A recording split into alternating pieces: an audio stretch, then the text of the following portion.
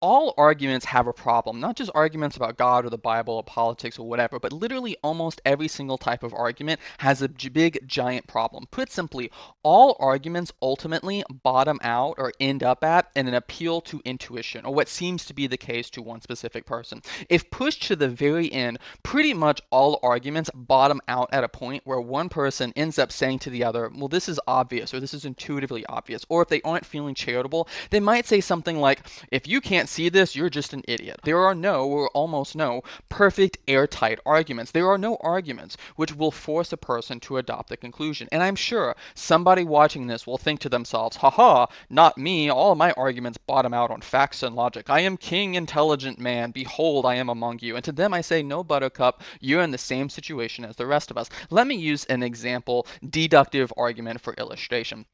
Suppose that you're talking with somebody that thinks proposition Q is false, but you want to argue that proposition Q is true. Now, you can make proposition Q anything you want for this thought experiment. Q can be that God exists, that God doesn't exist, that vaccines are safe, that the world is round, whatever. I don't care. Let's suppose you set up a basic deductive argument to try and convince the person you are talking to. That goes something like this. Premise 1, if P, then Q. Premise 2, P, therefore conclusion Q. You sit back, you made your argument, you're kicking up your legs, you're feeling pretty good, but now the person you're arguing with says, well, wait, why should I think that premise 1 is true? Actually, while we're at it, why should I think premise 2 is true? Those are just assertions. I see no reason to think that. But you aren't flustered by this. You're the king of logic and intelligence, right? You have arguments in favor of premise 1 and premise 2.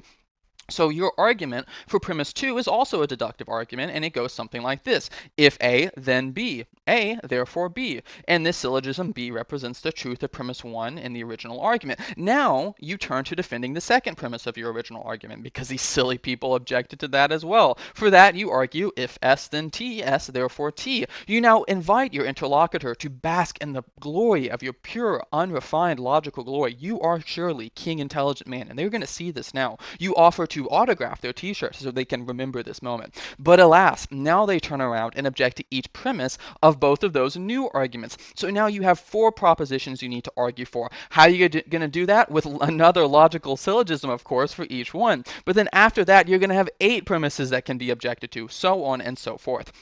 Now, here's the thing.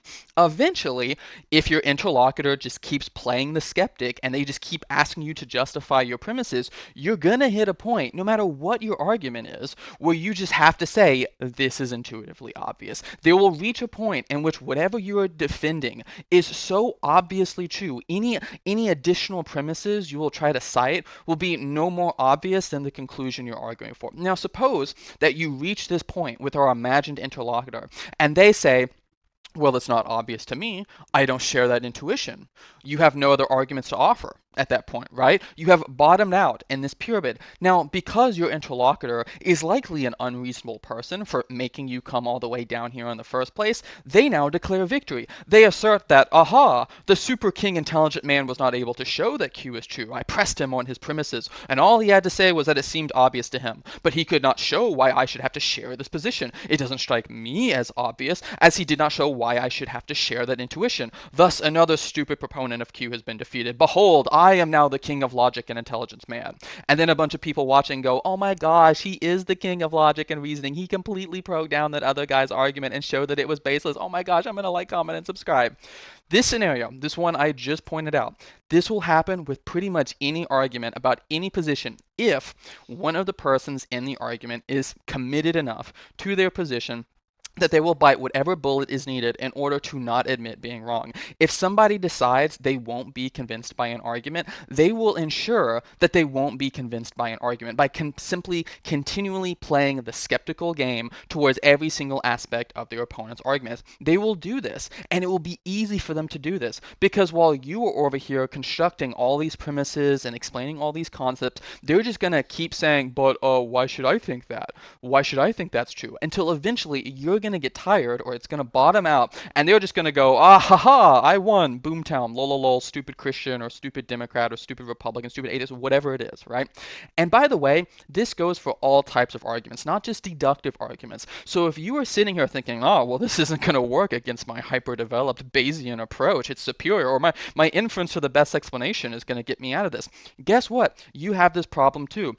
What's that? You have this nice proposition Q you want to argue for, and in support of that proposition, you're going to assert that there are facts A, B, and C, and you're going to combine that with some, principle of theory evaluation, or insert into that some type of, Bayesian probability or something along those lines, or use some type of rule of inference. Well, guess what? Your interlocutor disagrees that A, B, and C are facts, and they also disagree with your use of R as a rule of principle, as a rule of theory evaluation, or something along those lines. So now each one of those things has to be supported, and oh boy, look at there, we got ourselves a pyramid going. So you might be thinking, hey, James, are arguments completely useless? No, of course not. This is what can happen when you're dealing with unreasonable people, or people who are committed to their position over everything else. But thankfully, for many of the arguments we engage, people don't make us get this far down the pyramid. Many people, if not most people, we find common ground with, whether that common ground be in metaphysical facts or ethical principles or scientific discoveries or whatever.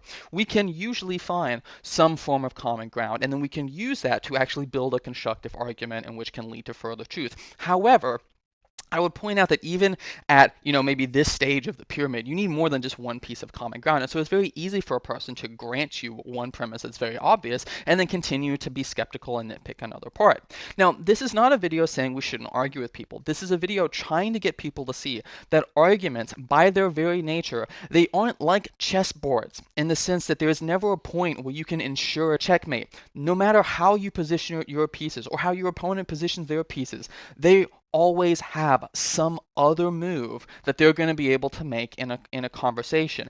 And they're always going to declare that them making that move is actually the reasonable thing to do. They're not going to see it's insane. They always have an escape hatch. And we are hoping that the person we're talking to just isn't ridiculous enough to take that escape hatch. Now, I'm making this video because I have been involved in arguments for a long time. I got into philosophy in high school. I did a bachelor's in philosophy. Then I did a master's in theological studies, in which a lot of my classes were focused on philosophical or historical argument. I recently finished a doctorate, which in my dissertation is mostly me engaging in philosophical argumentation. I have a TikTok and a YouTube where I have argued with many atheists, Christians, Muslims, and lots of stuff in between. I have watched other people engage in arguments. Put simply, I have seen how this game gets played for a while now. I want to be really clear here.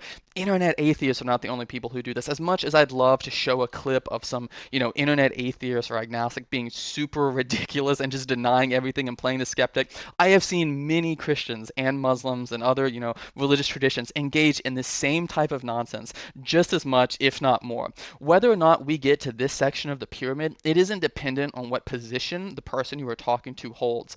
It's dependent on how open they are to being wrong. And anybody, and I mean anybody, Christian, atheist, agnostic, Muslim, Buddhist, whatever, Republicans, Democrat, I don't care.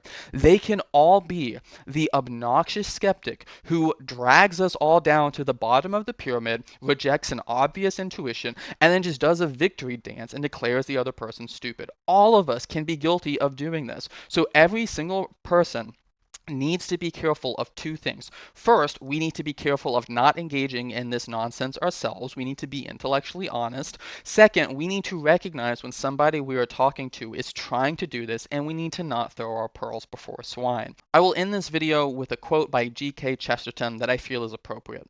If you argue with a madman, it is extremely probable that you will get the worst of it, for in many ways his mind moves all the quicker for not being delayed by the things that go with good judgment. He is not hampered by a sense of humor or by charity or by the dumb certainties of experience. He is the more logical for losing certain sane affections. Indeed, the common phrase for insanity is in this respect a misleading one. The madman is not the man who has lost his reason. The madman is the man who has lost everything except his reason.